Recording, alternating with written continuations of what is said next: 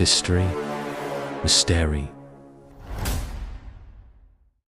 Mari kita bahas kejadiannya.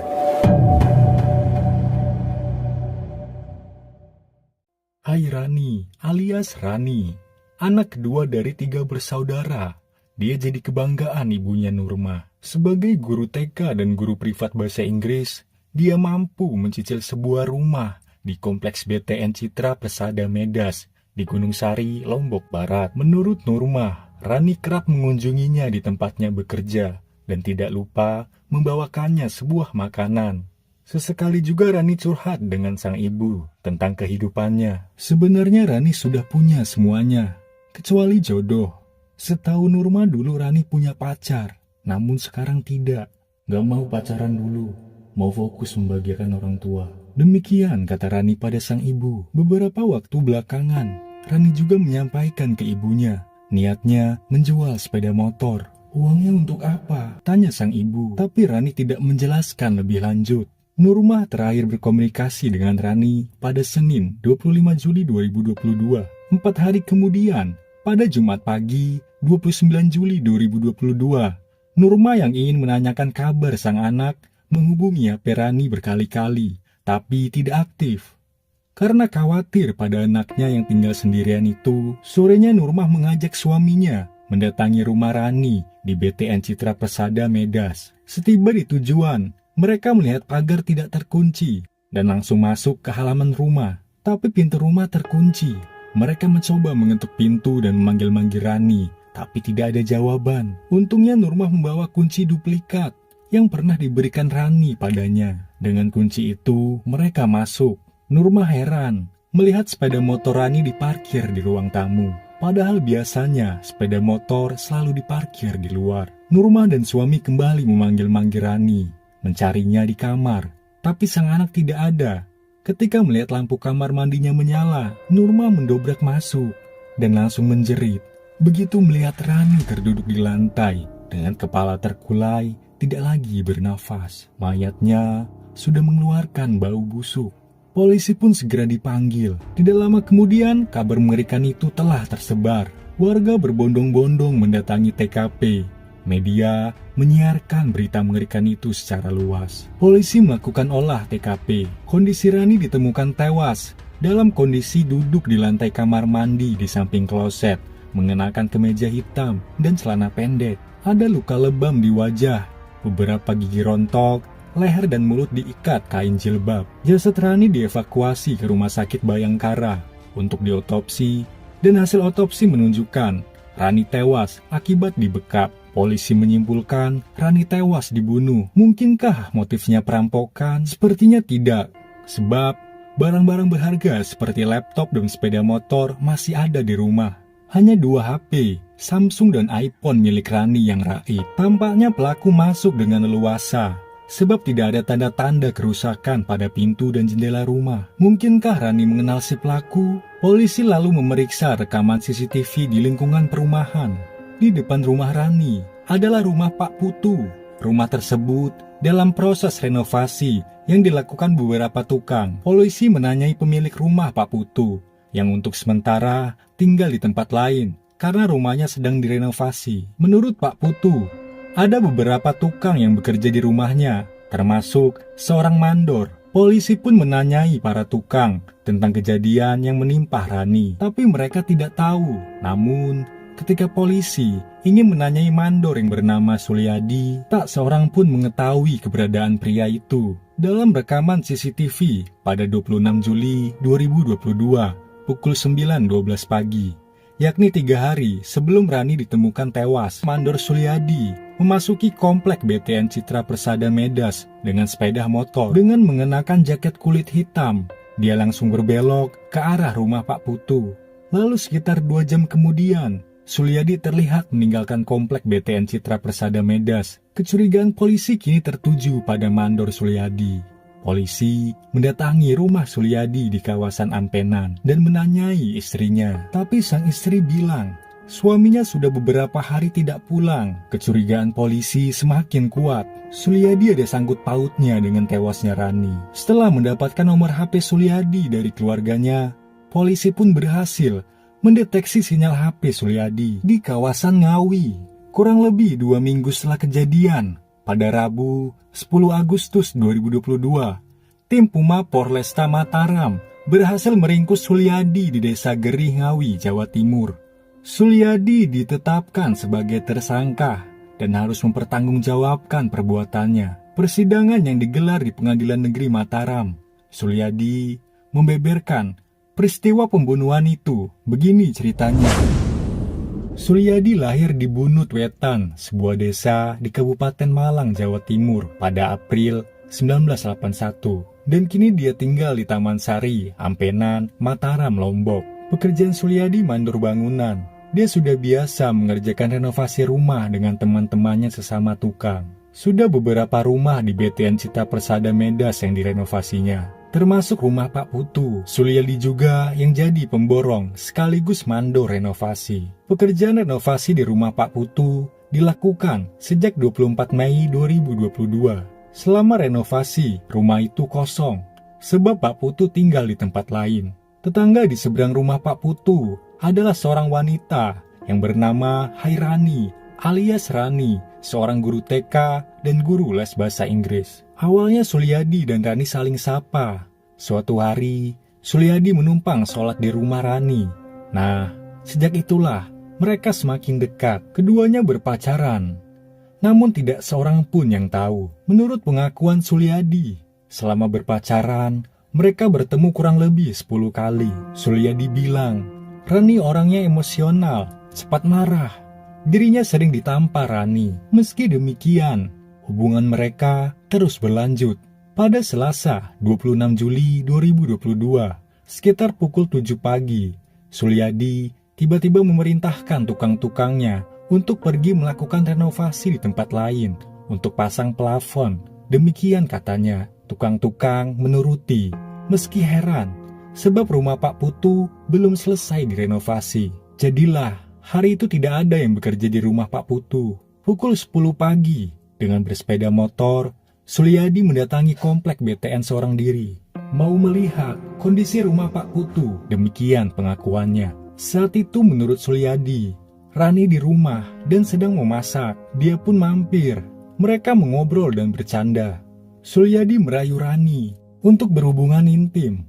Awalnya Rani menolak, tapi Sulyadi terus merayu. Hingga akhirnya Rani menyerah.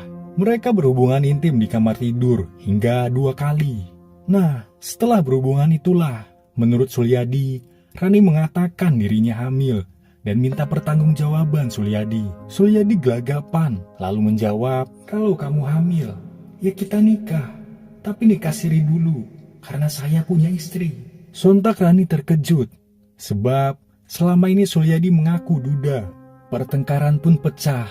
Sulyadi yang kesal keluar dari kamar tidur, bermaksud meninggalkan Rani. Tapi Rani yang marah memukul Sulyadi. Sulyadi menangkis dengan tangan. Rani langsung menggigit jari kekasihnya itu. Lepaskan, bentak Sulyadi. Tapi Rani tetap menggigit. Sulyadi yang marah menonjok wajah Rani beberapa kali, sehingga gigitan terlepas. Namun Rani tetap memegangi tangan Sulyadi. Sulyadi mencoba menarik tangannya. Terjadi saling tarik-menarik di antara mereka, hingga sampai ke dalam kamar mandi. Menurut Sulyadi, saat itulah tangannya terlepas dari pegangan Rani, sehingga wanita itu terjatuh dan kepalanya membentur tembok kamar mandi. Tapi menurut penyidik, Sulyadilah yang sengaja membenturkan kepala Rani ke tembok kamar mandi. Menurut Sulyadi, dia mendudukkan Rani di lantai. Karena Rani masih bergerak, dia ambil kain jilbab yang tergantung di kamar mandi, lalu memakainya untuk mengikat leher dan mulut Rani, hingga wanita itu kehabisan nafas dan tewas. Usai membunuh, Sulyadi mengambil HP Samsung dan iPhone milik Rani. Sebelum pergi, terlebih dulu dia memasukkan sepeda motor Rani dan memarkirkannya di ruang tamu. Si mandor sempat pulang ke rumah istrinya, juga mampir ke rumah kenalannya seorang wanita. Setelah itu, dengan menumpang Gojek, dia menuju pelabuhan Lembar dan menumpang truk ke Bali. Di Bali dia sempat mampir ke rumah kerabatnya. Lantas, melanjutkan perjalanannya ke Ngawi, Jawa Timur. Di Ngawi, Sulyadi menemui temannya, seorang ustadz. Saya sedang punya masalah, tolong carikan kerja, pintanya. Sang ustadz kemudian merekomendasikan Sulyadi bekerja di sebuah rumah yang sedang dibangun di daerah desa Geri, Ngawi. Dan di sanalah akhirnya tim Puma Polresta Mataram berhasil meringkus Sulyadi pada 10 Agustus 2022. Sulyadi pasrah tidak melawan. Demikianlah kurang lebih pengakuan Sulyadi. Di persidangan dihadirkan saksi-saksi.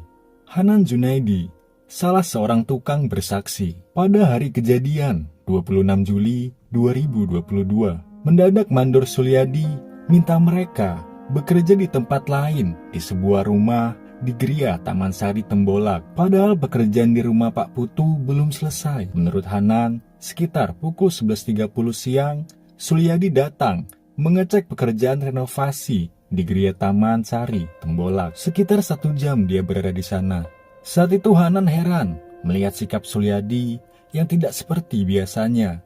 Si mandor murung, tidak banyak bicara, dan seperti orang bingung. Jari telunjuknya juga terluka karena ditutup hansaplas. Di persidangan Hanan mengatakan dia sama sekali tidak tahu Sulyadi pacaran dengan Rani. Selama ini jika bertemu hanya sebatas menyapa. Tukang-tukang lainnya juga tidak tahu menau Sulyadi dan Rani berpacaran. Pak Putu, si pemilik rumah yang direnovasi Sulyadi, juga turut bersaksi. Putu mengatakan dirinya mengenal Rani sejak tahun 2020 karena mereka bertetangga. Menurut Putu, renovasi rumahnya mulai dikerjakan Sulyadi pada Mei 2022. Selama ini Putu tidak pernah melihat Sulyadi ngobrol dengan Rani, tapi Putu tahu Sulyadi pernah menumpang sholat di rumah Rani. Putu terakhir bertemu Sulyadi pada 23 Juli 2022, dan saat itu Sulyadi minta uang untuk membayar ongkos tukang. 5 hari kemudian, pada 28 Juli, menurut Putu, tiba-tiba dirinya dihubungi istri Sulyadi yang menanyakan keberadaan pria itu. Sang istri bilang dirinya bertengkar dengan Sulyadi karena Sulyadi pergi bekerja dari pagi hingga malam, tapi pulang tidak membawa uang. Akibatnya sang istri mengusir Sulyadi. Setelah mendengar cerita istri Sulyadi, Putu langsung menghubungi Sulyadi, namun nomor HP-nya tidak aktif. Putu kemudian mendatangi rumahnya yang sedang dalam proses renovasi. Dia kaget, kok tidak ada satupun tukang yang bekerja. Putu kemudian menghubungi Hanan, salah satu tukang. Hanan bilang, sejak tanggal 26 Juli, tidak ada tukang yang kerja di rumah Bapak, karena semuanya disuruh Sulyadi kerja di Gria Taman Sari Tembolak. Putu bingung, padahal perjanjian kontrak renovasi dengan ongkos sebesar 30 juta telah dibayarkan sebesar 27 juta. Tapi kenyataannya, pekerjaan renovasi baru 50% rampung, dan Sulyadi sudah menghilang. Selanjutnya tampil sebagai saksi di persidangan Haryatin, alias Titin, kenalan Sulyadi. Titin mengaku, dia mengenal Sulyadi saat pria itu merenovasi rumahnya. Menurut Titin, pada Selasa siang 26 Juli 2022, berarti setelah pembunuhan, Sulyadi datang ke rumahnya di Jalan Energi Ampenan dan minta diantar ke konter HP. Tujuannya untuk membuka sandi HP Samsung dan iPhone, agar kedua HP tersebut bisa digadaikan. Ketika mereka tiba di konter HP, milik konter bilang tidak bisa membuka sandi HP iPhone. Si pemilik konter juga menolak membuka sandi HP Samsung karena tidak ada kotaknya. Karena sandi kedua HP tidak bisa dibuka, Sulyadi batal menggadaikannya, dan sebaliknya malah meminjam uang kepada Titin sekitar 1 juta rupiah. Ketika malam hari, Sulyadi kembali datang ke rumah Titin dan menitipkan HP Samsung dan iPhone tersebut kepadanya. Istri Sulyadi, Istiqomah, juga ikut bersaksi di persidangan untuk meringankan Sulyadi. Istiqomah mengatakan, saya dan Sulyadi sudah berumah tangga selama 21 tahun dan memiliki anak. Istiqomah mengatakan, polisi sempat mendatangi rumahnya mencari Sulyadi, tapi saat itu dia juga tidak tahu keberadaannya, dan dia tidak yakin suaminya membunuh Rani. Kemudian Istiqomah menerima telepon dari Sulyadi. Saat itu Istiqomah langsung menanyakan tentang pembunuhan tersebut, dan Sulyadi mengaku dirinya lah pelakunya. Saya janji akan segera menyerahkan diri pada polisi, kata Sulyadi. Menurut Istiqomah, Sehari-hari Suryadi baik, tidak pernah marah-marah. Sebaliknya, dirinya lah sebagai istri yang sering marah-marah pada Suryadi. Setiap Istiqomah marah, biasanya Suryadi diam dan tidak pernah melawan. Istiqomah juga mengatakan, selama pernikahannya dia tidak pernah mendengar Suryadi berselingkuh. Majelis hakim menyatakan, Suryadi terbukti bersalah, melanggar pasal 338 tentang pembunuhan, dan bukan pembunuhan berencana. Majelis hakim pun menjatuhkan vonis 14 tahun penjara pada Suryadi. Dan tampaknya, jika bebas nanti, sang istri Istiqomah akan menerima Suryadi kembali demi anak-anak. Demikian kata Istiqomah di persidangan. Sunia tetangga Rani bilang, Rani pernah curhat padanya tentang kondisi keluarganya. Dia ini kan punya bapak tiri. Karena tidak enak tinggal sama bapak tirinya itu, alasan dia mengambil rumah di sini. Intinya dia baik orangnya, pintar bergaul, walaupun jarang keluar rumah. Menurut Sunia, anak-anak di komplek ikut menangisi kepergian sang ibu guru. Sementara itu Suryadi mengaku, dirinya berselingkuh sebenarnya karena ingin punya 2 istri, tapi belum minta izin ke istrinya, Istiqomah.